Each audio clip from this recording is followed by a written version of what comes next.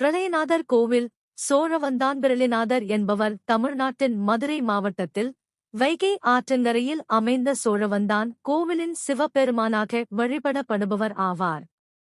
இவர் பிரளயநாதர் என்று அழைக்கப்படுபவராகவும் அம்பாள் சௌந்தர நாயகி அல்லது பிரளய நாயகி என்று அழைக்கப்படுபவராகவும் அருள்பாலிக்கிறார். வரலாறு பாண்டிய மன்னர் காசியிலிருந்து சிவலிங்கத்தை எடுத்து வைகை ஆற்றங்கரையில் வைத்து பூஜை செய்தபோது பிரளயமான வெள்ளம் ஏற்பட்டது.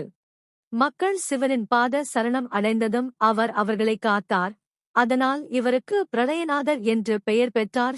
சிறப்புகள் கோவில் சிவாகம சம்பிரதாயத்தை பின்பற்றுகிறது மற்றும் 500 முதல் 1000 வரை ஆண்டுகள் பழமையானது. செவ்வாய் தோஷ நிவாரணத்திற்கு சிறப்பு தலமாக விளங்குகிறது. விஷ்ணு துர்க்கைக்கு ராகு காலத்தில் திங்கள் விளக்கு ஏற்றுதல், சிவனுக்கு அபிஷேகம் செய்தல் போன்ற பூஜைகள் செய்யப்படுகின்றன. வில்வ நட்ஸ் உடைத்து தீபம் ஏற்றுதல் வழக்குகளில் வெற்றிக்கும், அனுமனுக்கு வெண்ணெய் பூசி பிரசாதமாக எடுத்தல் நோய் குணத்திற்கும் உதவும். திருவிழாக்கள் பிரதோஷம், சிவராமன், கார்த்திகை சோமவாரங்கள், நவராத்திரி, சக்தி சஷ்டி ஆகியவை சிறப்பாக கொண்டாடப்படுகின்றன. கோவில் காலை 6 முதல் 11 வரை, மாலை 4:30 முதல் 8 வரை திறந்திருக்கும்.